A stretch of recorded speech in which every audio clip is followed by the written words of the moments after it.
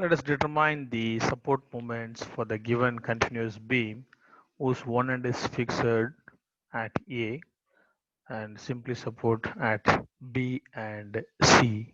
It is subjected to UDL of 6 kN per meter throughout the beam and having equal spans of 4 meter each, AB, BC. Okay. So now let us solve this by moment distribution method. To solve by moment distribution method, we need the distribution factor. So B is the common joint for AB and BC for two spans.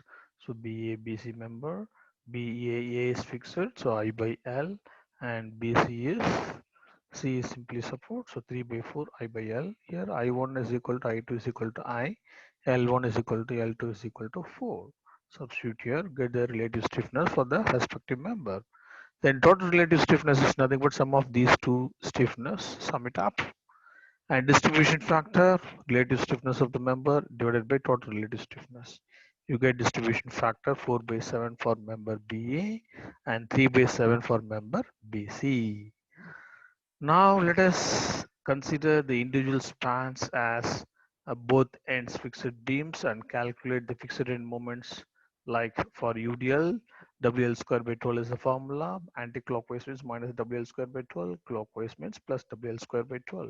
So W is 6 kilonewton per meter. Length is same, so 4.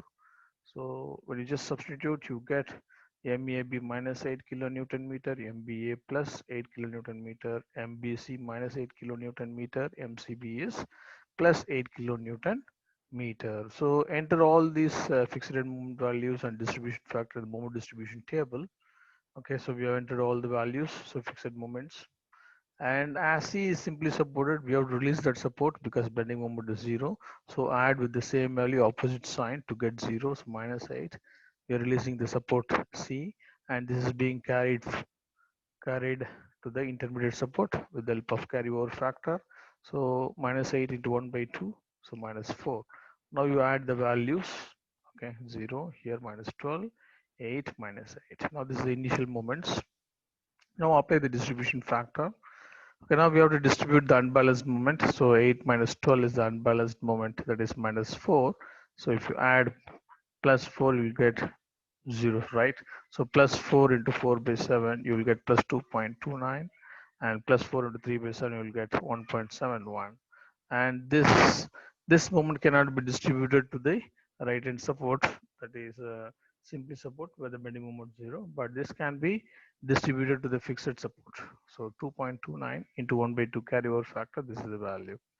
Now we have to add this, add this to get this, and add it. So this is the final end moments values for the given beam and loading conditions. Now the next problem is again continuous beam where both ends are fixed. Okay, lengths are same. L1 is equal to L2 is equal to 6 meter. In span AB, UDL of 2 kilonewton meter, and span BC at the middle of BC, 12 kilonewton point load is acting. Similarly, we have to find out distribution factor. BAA is fixed I by L, and BCC is fixed I by L. Okay, I1 is equal to I2 is equal to I. Okay, so total relative stiffness, sum of these two will be the relative stiffness, and distribution factor, relative stiffness of the member divided by total relative stiffness. Find out the distribution factor for member B and BC. Then AB, consider a span AB as individual fixed end beams. Find out the fixed end moment, that is WL square by 12 formula. Use it, get this answer. And fixed end beam subjected to a point load, the middle means WL by 8 is the formula. So find out that anti-clockwise negative, clockwise is positive. Enter all these fixed end moment values and distribution factor in the moment distribution table. This is the table. Okay, so these are the values, fixed moments. Distribution factor we have to find out. So 6 minus 9 is minus 3. So minus 3, you have to consider plus 3 into 1 by 2 plus 1.5 into 1 by 2 plus 1.5. Now this you can distribute to the fixed support, and this can be distributed to the fixed support, that is carry over. So 1 by 2, 1.5 into 1 by 2, 0.75, 1.5 into 1 by 2 plus 0.75. You just add it, add all the vertical columns. you get the value final moments for the given beam and loading conditions. These are the support moments. When you take a overhanging beam, now overhanging beam, how to find the distribution factor alone we are going to see. Okay, the remaining things you can, if you want, you can work it out as a homework. Okay, AB, BC, B is the joint, so BA, BC is the member, and BC, CD, C is the joint, so CB, CD is the member. And if you go for BA, A is simply supported, so 3 by 4 I by L, and BC is C is simply support. Beyond C, we don't have any other support. Again, 3 by 4 I by L. Okay, I1 is equal to I2 is equal to I, and L1 is 4 meter, L2 is 6 meter. Okay, so for CB, beyond C, we are having support, so it should be I by L. Then CD, you don't have any support at D, or beyond C, we don't have any other support. So it is zero relative stiffness.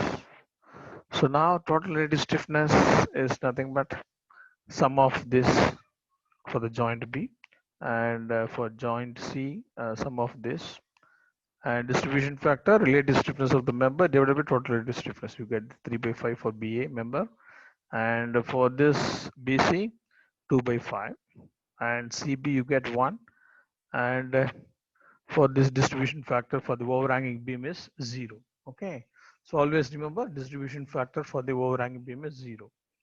Okay, so enter all these values, find the moment, fixed moments, and substitute all the values in the, insert all the values in the moment distribution table.